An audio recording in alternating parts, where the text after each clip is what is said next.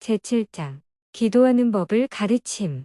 한 권을 주면서 그 책을 읽고 그에 대해 기도해 보라고 권유했다. 조나단은 그러겠다고 했다. 두 번째 토론에서 애덤스 장로는 조나단에게 몰문경을 읽고 기도해 보았는지 물었다. 조나단은 네 라고 대답했고 장로들은 기뻐하며 바로 조나단과 안젤라에게 두 번째 공과를 가르치기 시작했다. 공과는 예상보다 길어졌다. 토론으로 45분이 거의 지나가고 있음을 확인한 머피 장로는 최대한 빠르게 토론을 마무리했다. 내 아내 크리스틴이 해외 기도를 하고 나서 애덤스 장로가 조나단에게 계속 몰문경을 읽고 매일 기도하겠느냐고 물었고 조나단은 그렇게 하겠다고 했다. 세 번째 토론은 두 번째 토론과 비슷한 양상으로 흘러갔다. 애덤스 장로가 조나단에게 몰문경을 읽고 기도를 했는지 물었다. 조나단이 했다고 대답하자 장로들은 조나단에게 칭찬의 말을 건네고 궁금한 점이 있는지 물었다. 없다고 하자 장로들은 세심하게 준비한 공과를 가르치기 시작했다. 더 설명할 필요도 없이 공과는 또다시 정해진 시간의 끝을 향해 달려갔다. 공과를 마무리하면서 애덤스 장로가 조나단, 몰문경을 읽고 기도하는 일을 계속 하시겠습니까? 라고 다시 물었다. 조나단은 그렇게 하겠다고 했고 다음 토론 약속을 정한 후 장로들은 떠나갔다. 네 번째 공과를 시작할 때 보니 진리를 발견한 사람의 얼굴에서 대부분 나타나는 복음의 빛이 조나단에게서는 전혀 나타나지 않고 있었다. 그래서 그가 장로들에게 연구하고 기도했다고 말을 다시 했을 때 나는 좀 더 깊이 있는 질문을 던져보기로 했다. 조나단, 어떻게 기도하고 있나요? 기도할 때 뭐라고 말하지요? 부끄러움과 안도감이 교차한 표정으로 조나단이 대답했다. 어떻게 기도하는지 제대로 모르고 있는 것 같아요. 기독교 가정에서 자랐지만 기도하는 법을 배운 적은 없었거든요. 어릴 때 이러저러한 방법으로 기도를 배운 적은 있지만 지금은 하나도 기억나지 않아요.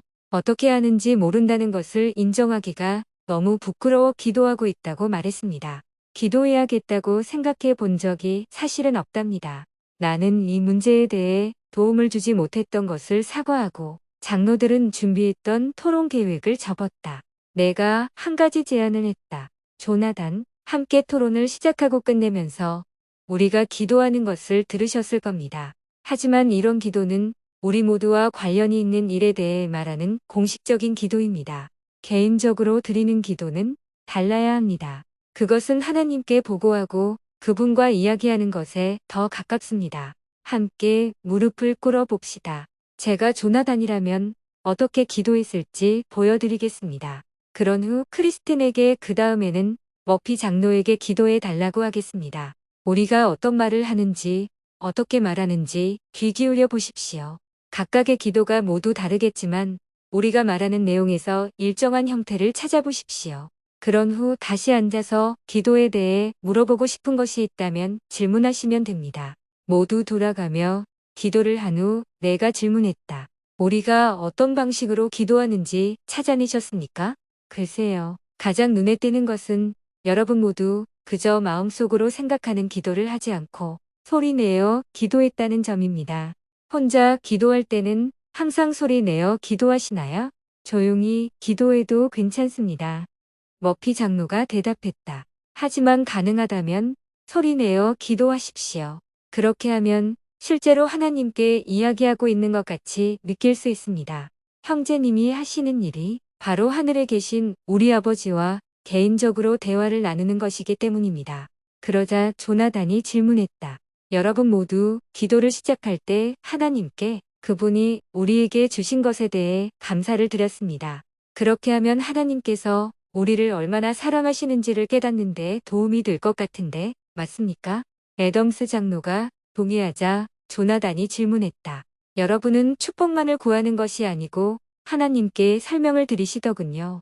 무엇을 했는지 무엇을 하려고 하는지를 그분께 말씀드리고 그분의 인도를 구하셨어요. 왜 그렇게 하십니까? 애덤스 장로가 이렇게 대답했다. 이런 식으로 생각해보면 어떨까요? 조나단 형제님의 자녀가 전화를 했다면 그들이 하고 있는 일에 대해 보고를 듣고 싶을 것입니다. 그들이 겪고 있는 일에 대해 아주 훌륭한 재원을 가지고 있을 수도 있지요. 하지만 자녀들을 너무 사랑하기에 그들이 직접 그것을 말하는 것을 바랄 것입니다. 그렇지 않나요? 아마 하나님께서도 조나단 형제님을 아주 사랑하시기 때문에 형제님에게서 직접 듣기를 원하실 것입니다. 그분께서는 어떤 사안이 있다면 우리가 그 일에 대해 고민하며 무엇이 올바른 일인지를 우리 스스로 결정하기를 바라십니다. 그런 후 우리는 우리가 내린 결정에 대한 그분의 의견을 구합니다. 그분께서 모든 결정을 내려주신다면 우리는 절대 발전할 수 없기에 이런 방식을 원하시는 겁니다. 집에 계신 부모님께 전화를 드리는 것은 기도를 시각화하여 이해할 수 있는 좋은 방법입니다. 그리고 경전에는 하나님 아버지께서 우리를 사랑하시고 우리의 목소리를 듣기 원하시고 조언을 해 주고 싶어 하시기 때문에 우리가 집으로 전화 걸기를 바라신다는 점이 분명히 나와 있습니다. 기도에 대한 토론이 조나단의 궁금증을 유발시킨 것 같았다. 조나단은 하나님 아버지께 어떤 일들에 대해 말씀드리고 도움을 구할 때 어떤 종류를 말씀드릴 수 있나요? 다시 말하면 여러분은 하나님께 영적인 일에 대해서만 도움을 구하시나요? 아니면 직장에서 일어나는 문제들에 대해서도 기도하시나요? 머피 장로가 조나단에게 엘마서 34장 17절부터 27절을 읽어달라고 했다. 읽고 나서 조나단이 읽은 내용을 요약해 보았다. 제 생각에는 제게 중요한 것이라면 무엇이든 하나님께도 중요하다고 말하는 것 같군요. 실제로 그렇습니다. 조나단 형제님. 머피 장로가 입을 열었다. 그토록 강력한 권능과 지혜를 지니신 하나님께서 우리를 그처럼 사랑하시고 우리에게 중요한 것이라면 무엇이든 그분께도 중요하다는 점을 생각하면 정말 감격하게 됩니다. 그러고 나서 머피 장로는 조나단에게 함께 무릎을 꿇고 토론했던 방식으로 소리내어 기도해 보겠느냐고 물었다. 조나단은 마음에서 우러나오는 아름다운 기도를 했다. 그런 후 조나단이 이렇게 물었다. 지금까지 여러분은 저에게 하나님께 말씀드리는 법을 알려주셨습니다. 그러면 그분께서는 저에게 어떻게 말씀하십니까? 그때는 내가 양해를 얻어 말을 이었다. 이런 방법으로 설명할 수 있겠군요.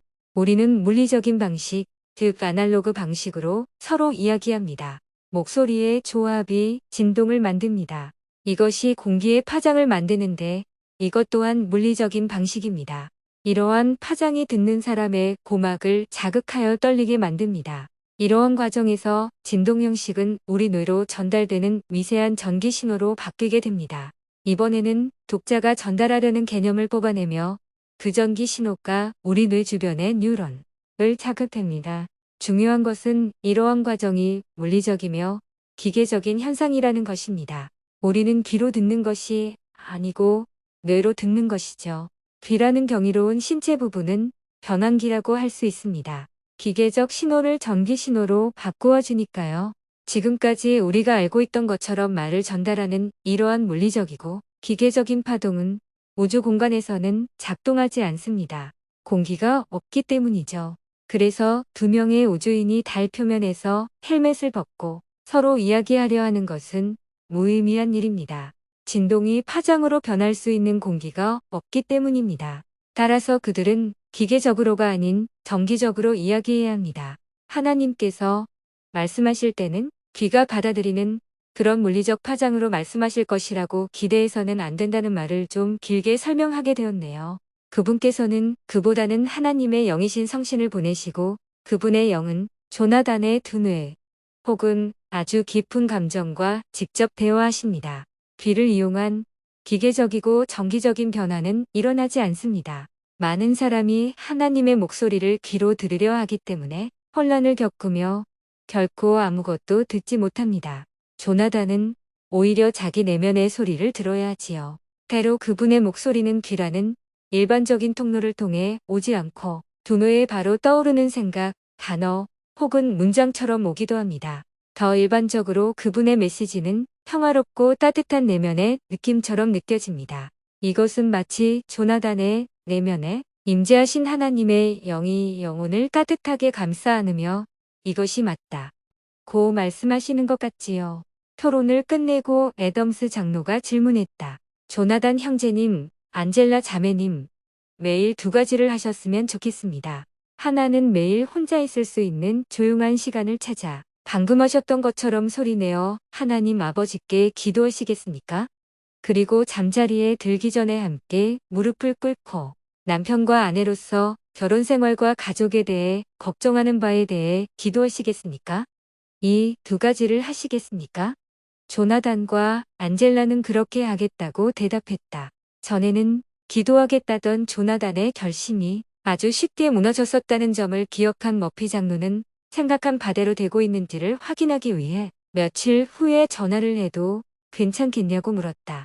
조나단은 기꺼이 그렇게 하라고 했다. 장로들이 전화를 했고 조나단은 자랑스러운 목소리로 자신과 안젤라가 자신들이 하겠다고 했던 대로 정말 기도를 드리고 있다고 대답했다.